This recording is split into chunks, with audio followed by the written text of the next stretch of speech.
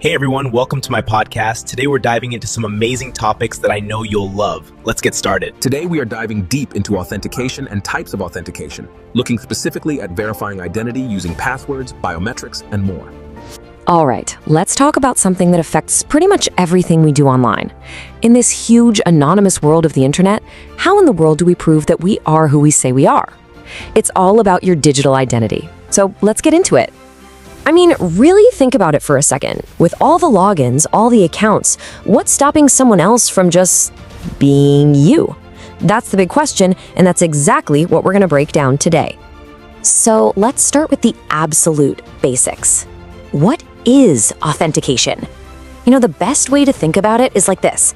It's the internet's digital bouncer. At its heart, authentication is just the process of proving you are who you claim to be. It's that simple. Imagine you walk into a secure office building. You go up to the desk, you state your name, and the guard just looks at you and goes, "Prove it."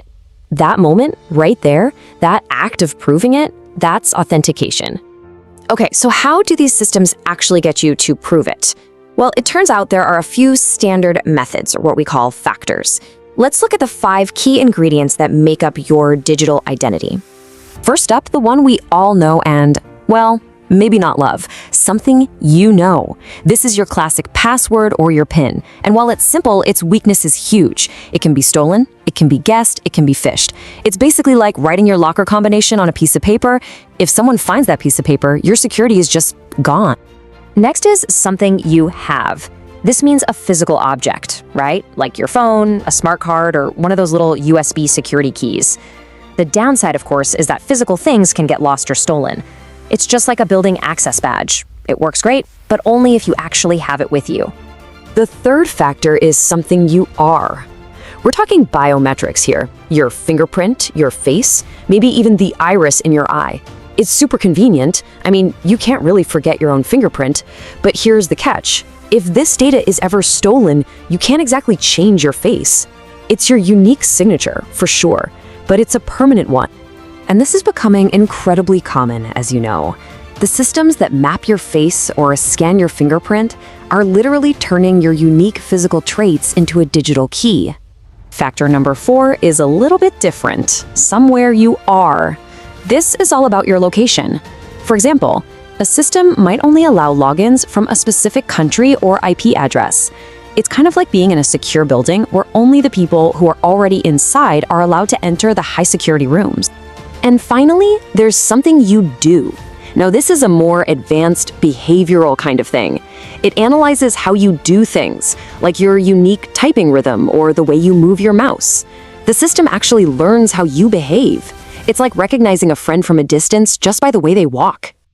Okay, so as we've seen, every single one of these factors has a weakness if it's used by itself. So what's the solution?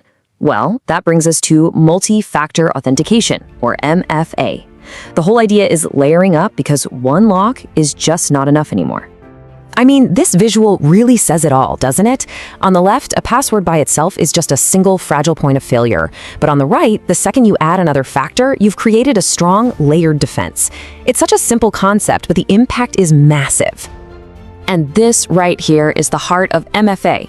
You provide your password, that's something you know, plus another factor from a totally different category, like a code on your phone, which is something you have. You only get in when you provide both.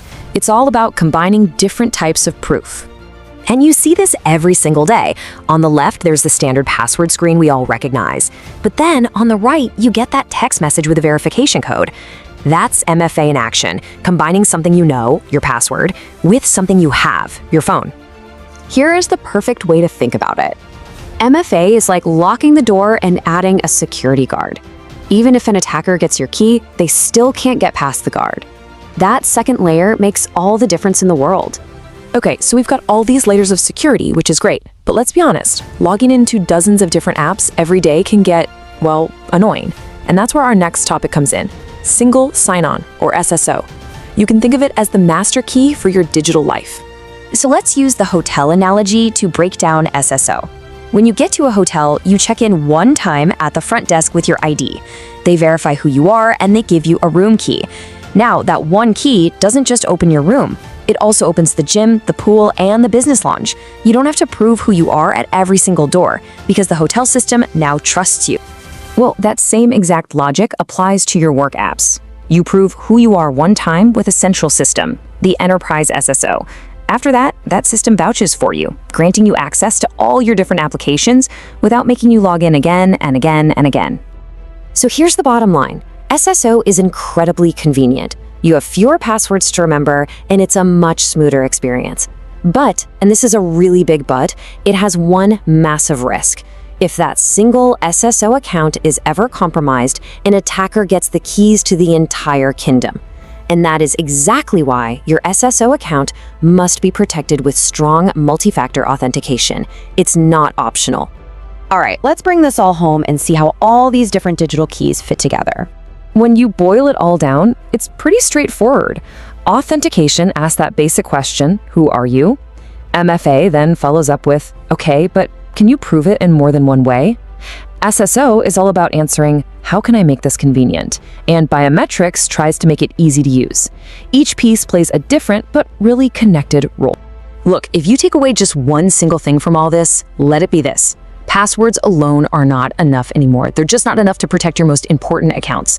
The game has changed. Layering your security is the only way forward. So I'll leave you with this one thought. Your entire digital life, your emails, your bank accounts, your photos, it's all locked behind digital doors. The real question is, how many locks are on yours?